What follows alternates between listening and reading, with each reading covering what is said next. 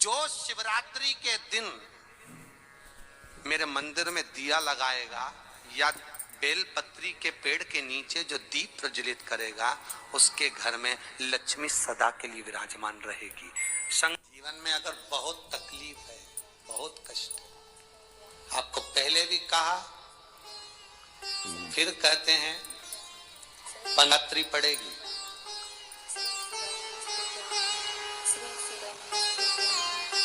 जो माघ महीने में शिवरात्रि पड़ती है, उससे भी प्रबल शिवरात्रि। ये शिवरात्रि 19 वर्ष के 2 बार गैप करने के बाद 183 वर्ष के बाद आएगा, और 183 वर्ष के बाद फिर इसमें की शिवरात्रि प्राप्त होगी। और 183 वर्ष किसने देखे? कौन ने देखे?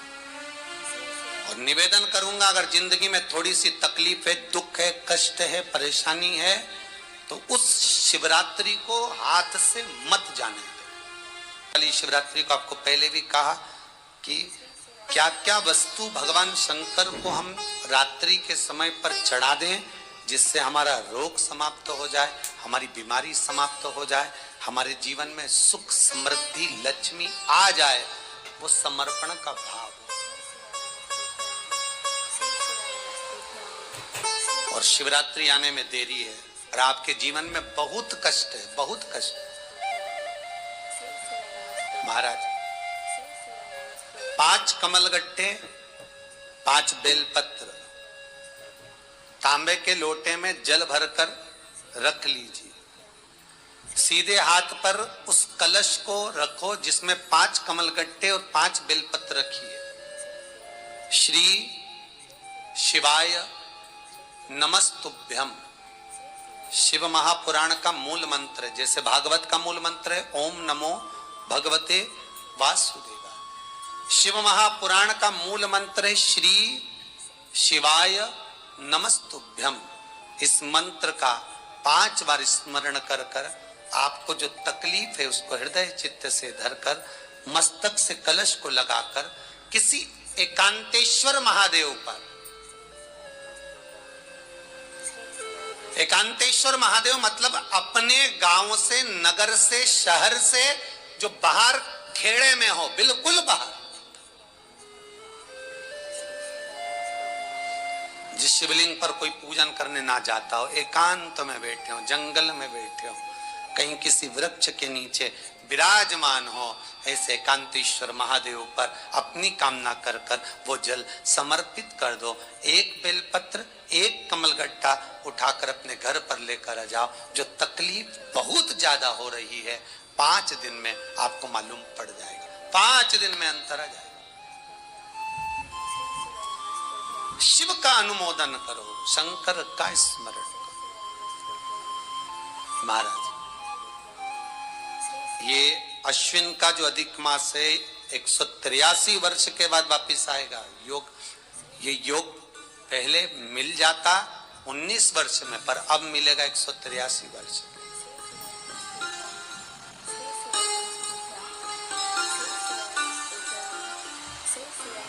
एक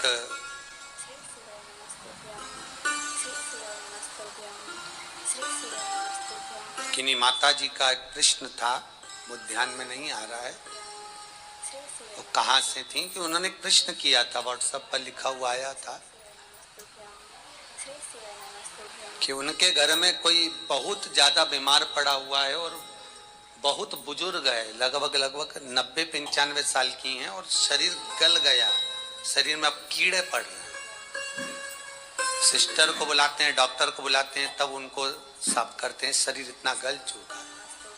उसके लिए क्या करना चाहिए? एक निवेदन करूंगा, एक भगोनी में गेहूं रख लीजिए, एक पात्र में गेहूं, जो बहुत बुजुर्ग हो चुकी हैं, कीड़े पड़ रहे हैं शरीर में, आपने एकादशी दे दी, गीता जी करवा दी, पाठ करवा दिया, गौदान करवा दिया, मोक्ष करवा दिया, सब कुछ करवा दिया, तो भी मुक्ति नहीं मिल रही है, तो पात्र में गेहूं रखकर उन माता जी की सीधे हाथ की 3 उंगलियां उस गेहूं में डालकर उनका नाम और गोत्र बोलकर वो गेहूं गाय को खिला दीजिए।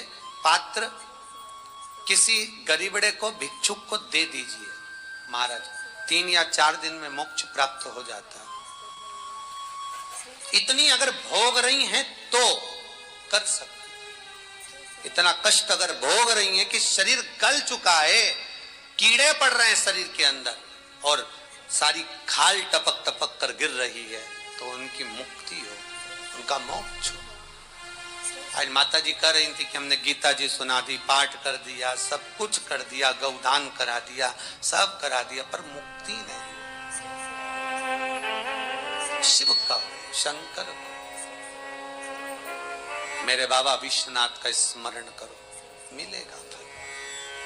फिर निवेदन करूंगा, ब्रह्मा ब्रह्मलोक में रहते हैं, भगवान विष्णु बैकुंठ में रहते हैं। मृत्यु लोक का अगर कोई देव है तो वो महादेव है। पृथ्वी का अगर कोई देवता है तो वो देव अधिदेव महादेव है।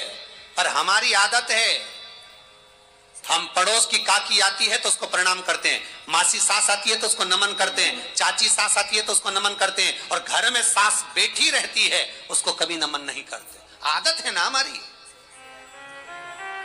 दूसरों को तो हम प्रणाम कर लेंगे पर घर की सास को नमन नहीं कर पाते। उसी तरह हम भगवान विष्णु का स्मरण कर रहे हैं, ब्रह्मा का स्मरण कर रहे हैं, सारे 33 कोटि देवताओं का स्मरण कर रहे हैं, पर भूलोक का इस देव अधिदेव महादेव का हम कितना स्मरण कर रहे हैं। हम तो भगवान शंकर के मंदिर में भी जाते हैं तो छल करते हैं। गए मंदिर में, वहां का लोटा उठा लिया, पानी भर लिया, शंकर जी को चढ़ा दिया। लोटा दूसरे का, पानी दूसरे का, मंदिर भी दूसरे का, पानी चढ़ा दिया बस। और इतनी सात्विकवान सिर पे पल्लू मल्लू रे कि ऐसे पानी चढ़ाए। शंकर भगवान भी सोचे काय को नौटंकी करे रे, काय को नाटक करे। पानी दूसरे का, लोटा दूसरे का, शंकर जी पे चढ़ा रही। अगर शंकर को जल चढ़ाना है तो घर से लेकर जा, लोटा भी घर से लेकर जा।